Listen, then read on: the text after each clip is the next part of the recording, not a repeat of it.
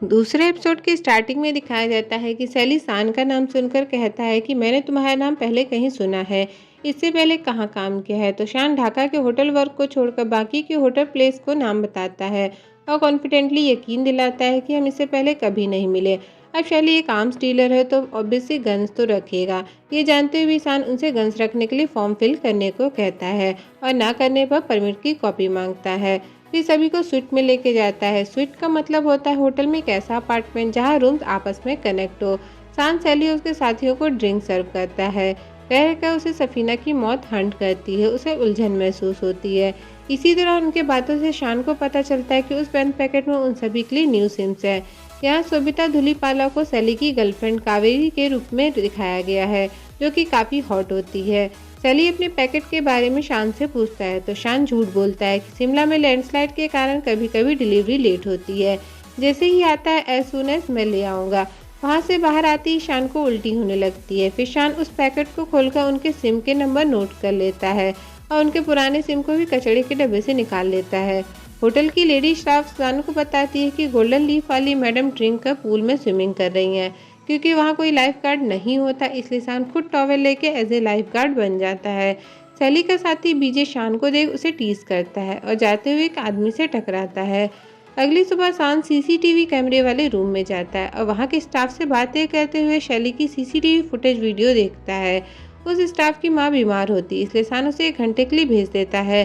CCTV footage में वही रात वाला मोटा आदमी शैली से मिलते हुए दिखाया जाता है। अन फुटेज को अपने पेनड्राइव में कॉपी कर लेता है और घर पर बैठकर देखता है।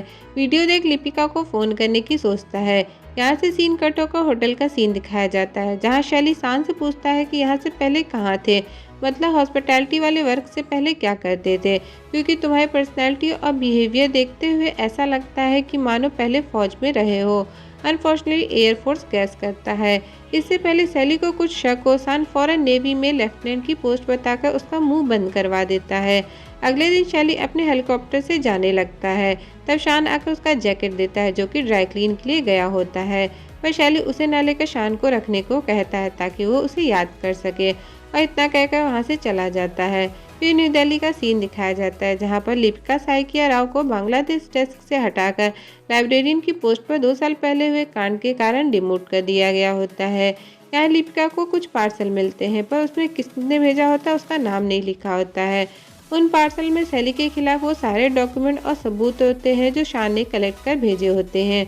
उन्हें देख लिपिका शॉक्ड हो जाती है। फिर लिपिका को उसी होटल में दिखाया जाता है जहाँ शान काम करता होता है।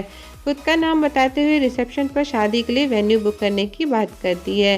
शान उसका नाम सुनकर फौरन उसे वहां से होटल दिखाने के बहाने गोल्डन लीफ स्वीट में ले जाता है। पूछता है कि आप यहाँ पर क्यों आई, तो लिपिका उसे इन्फॉर्मेशन देने के लिए थैंक यू कहती है। आगे कहती है कि ढाका में हुए कांड के बाद शैली के केस में हम दोनों के अलावा किसी को भी इंटरेस्ट नहीं है। वो एक आर्म्स डीलर है जो लोगों के खून से पैसे कमाता है। इतने सालों में एक तुम ही हो जो उसके इतने करीब जा सके।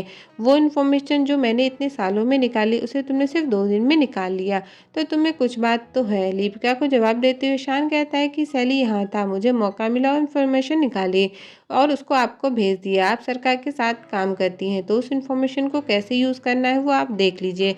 यहाँ लिपिका बताती है कि शान ने पिछले 2 सालों में कई बेनाम ईमेल्स पुलिस को भेजे होते हैं सफीना का केस रीओपन करने के लिए। ये भी पता चलता है कि शान ब्रिगेडियर काला का बेटा होता है। जब वो सोल्जर था तो श्रीलंका में हुई लड़ाई के कारण कई बच्चों को नहीं बचा पाया था। लिपिका उसे मोटिवेट करती है कि वो इस मिशन में उसका साथ दे। शान सफीना और उन बच्चों की मौत का गुनहगार खुद को मानता होता है, इसलिए सैली के अगेंस्ट लिपिका का साथ देने को तैयार हो जाता है। फिर शुरू होता है लिपिका का सैली की लंका में शान को विभीषण बनाकर भेजने का प्लान के अकॉर्डिंग शान को पहले जुआरी और शराबी बनना होता है और कर्ज में डूबने के कारण अपने ही होटल में चोरी करता है और पकड़ा जाता है।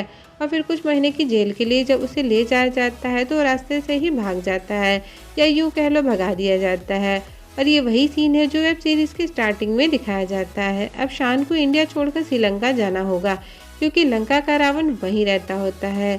यहाँ से कहानी कुछ महीनों बाद श्रीलंका के सीन से दिखाई जाती है जहाँ कावेरी को किसी का कॉल आता है। वो उससे बात करते हुए रोने लगती है।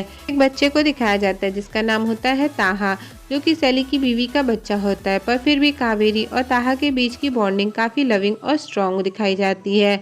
सैली कावेरी और अपने बाकी साथियों के साथ एक आइलैंड पर जाता है जहाँ खाना पीना और म्यूजिक होता है। सभी हंसी मजाक और डांस करते हैं। इसी बीच वहाँ कुछ गुंडे आ जाते हैं जो ताहा को गन पॉइंट पर रखकर उनसे पैसे और गहने मांगते हैं। सैली कहता है तुम्हें जो चाहिए वो मिलेगा, इससे भी ज़्यादा मिलेगा, बस बच्चे को छोड़ दो। गुंडे समझ जाते हैं कि बच्चा बहुत अनमोल है, इसलिए उसे छोड़ने का $1 मिलियन मांगते हैं और बच्चे को वहां से लेकर चले जाते हैं। फिर शान को दिखाया जाता है जो उन गुंडों में से एक को बेरहमी से मारता है और बच्चे को वहां से भगा देता है। जो दूसरा गुंडा होता है वो कहता है कि तुमने तो कहा था कि नकली किडनैपिंग है, तो इसे क्यों मारा? तो शान कहता है ताकि किडनैपिंग फेक नहीं रियल लगे। दोनों एक दूसरे को मारने लगते हैं और दिखाया जाता है कि गुंडे ने शान को बहुत मारा होता है। इधर लिपिका को डिसाल्वा नाम के आदमी का फोन आता है जो कहता है कि वो आपका आदमी, सब गड़बड़ हो गया, आपका मिशन फेल हो गया। ये सुन लिपिका हताश हो जाती है और गुस्से में दीवार पर मारती है। और इसी के साथ दूसरा एपिसोड यहीं खत्म होता है। आगे की स्टोरी जानने के लिए चैनल को लाइक शेयर सब्सक्राइब करना ना भूलें।